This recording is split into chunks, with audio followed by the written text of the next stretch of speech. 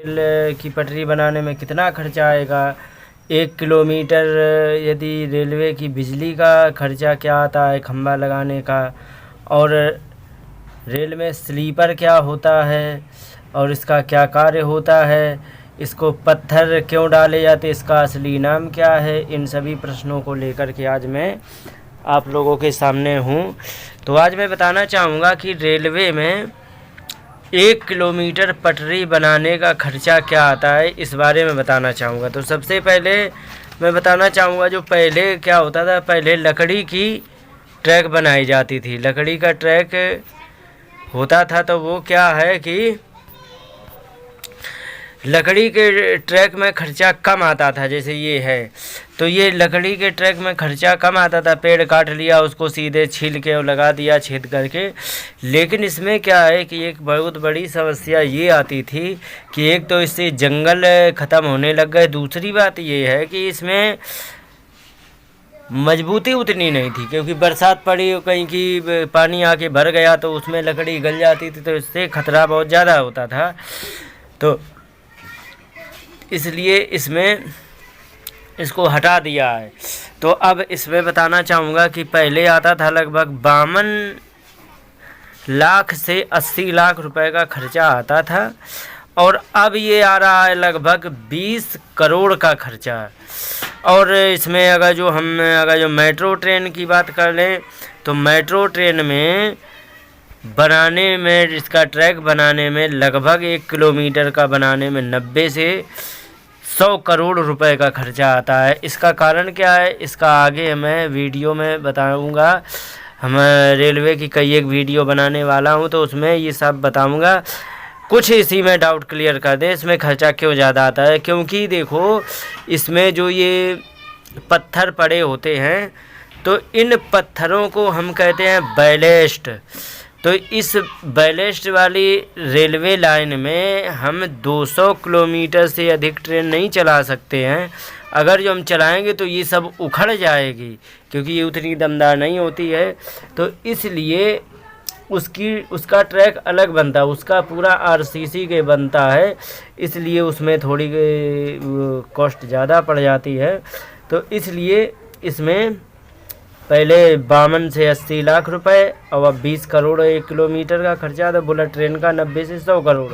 और मैं बताना चाहूँगा कि ये जो मैंने बता दिया था कि जैसे बैलेस्ट है तो ये 200 किलोमीटर से अधिक की स्पीड नहीं, ये कंक्रीट है जिसको कहते हैं कंकड़ पड़े हैं, इसको नहीं सह सकते हैं। तो उसमें क्या है कि 200 किलोमीटर की रफ्तार से ज़्यादा नहीं चलाई जा सकती। तो उसके लिए जो ढलाई की जाती है आरसीसी की, तो जो भारत में एक वो चला रहे हैं कि बुलेट ट्रेन चलेगी, तो उसके लिए ट्रैक भी अलग बनाया जा रहा है। क्यों बनाया जा रहा है, क्योंकि इसमें ये 200 किलोमीटर से ऊपर चल नहीं सकती है, वो उसको 300 किलोमीटर चलानी है, तो उसके लिए ट्रैक भी अलग बनाया जा रहा है। तो इसका ट्रैक भी अलग होता है, इसीलिए बुलेट ट्रेन जो होती है हाई स्पीड बुलेट ट्रेन, तो उसका पूरे का पूरा मसाला से ढलाई करके बनाया जाता है, तो उसमें थोड़ा खर्चा ज़्यादा आता है।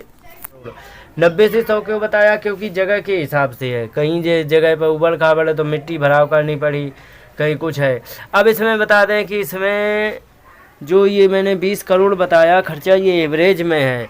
अब कहीं कहीं क्या है कि कहीं कहीं ट्रेन निकाली गई है किसी पुल से, तो ये जो पुल से ट्रेन निकली है तो इसमें तो और ज़्यादा आने वाला है, क्योंकि इसमें नीचे से कुछ और है और फिर उसको बनाया गया, पत्थर छीलना पड़ा, तो उसका कॉस्ट और बढ़ जाता है। ये सामान्य भूमि में है तो जो थोड़ा बहुत भराव करके बनाया जाता है, तो ये सामान्य जगह पर है, और ये जो है जगह के हिसाब से इसके कॉस्ट अप डाउन होता रहता है। तो इस हिसाब से लगभग एवरेज में इसका 20 करोड़ है। अब मैं आपको बताना चाहूँगा कि इसको बिजली के तार का खर्चा कितना आता है। यदि 1 किलोमीटर बिजली का तार लगाते हैं, 1 किलोमीटर में बिजली लाइन देते हैं, तो 1 किलोमीटर में लगभग 1 करोड़ का खर्चा इसमें आ जाता है। ये रेल का सामान्य है, उसमें भी काफ़ी चीज़ें हैं, कहीं उबड़ खाबड़ है, उसमें जुगाड़ करके लगाना पड़ता है, तो उसमें थोड़ा बहुत अप डाउन होता रहता है एवरेज में। तो वो लगभग 1 करोड़ का आ जाता है। तो इस हिसाब से ये होता है। इस पर बिछाई जाने वाली जो स्लीपर होती है, स्लीपर ये होती है, ये देखो सीमेंट की पड़ी है जिस पर पटरी को रख करके और कसा जाता है। ये आरसीसी की है। तो इसके बारे में बताना चाहूँगा। पहले क्या, इसको टाई भी कहते हैं। तो इसको पहले क्या करते थे, लकड़ी की बना देते थे तो सरल पड़ती थी, तो वो लेकिन वो ज़्यादा चलती नहीं थी, ज़्यादा तेज़ी से उसमें लगने से तो घिसती भी रहती थी। लेकिन ये टाई जब बनाई तो इसमें क्या है कि स्टील, लोहा नहीं होता, इसमें स्टील पड़ता है, बहुत हार्ड स्टील से बनाई जाती है। इसकी कॉस्ट लगभग 2100 रुपये आती है। और इसकी टोटल लंबाई होती है 2 मीटर 750 मिलीमीटर होता है, माने 2.25 मीटर तक की ये एक होती है।